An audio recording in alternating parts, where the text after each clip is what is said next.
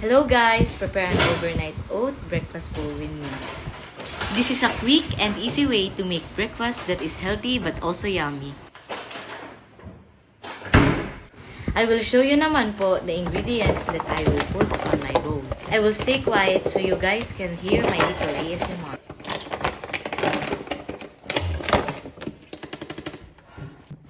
First oats, put them in a bowl.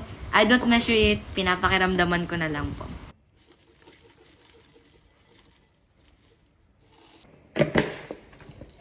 For my second ingredient po, chia seeds. Fun fact, ang chia seeds po ay madaming benefits including lower blood pressure and high fiber.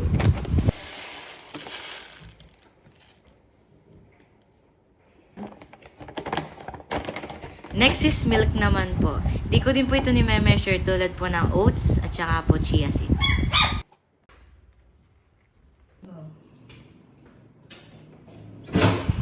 Dito naman po, kukuha po ako ng yogurt para po makadagdag po ito ng flavor. Optional po ito, depende po kung gusto niyo po ng may yogurt or wala po.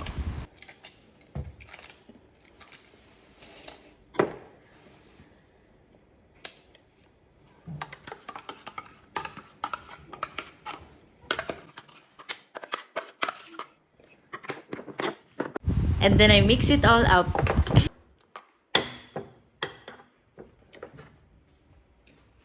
Para po mas masarap, ilagay po natin siya sa ref. That's all. Bye-bye po!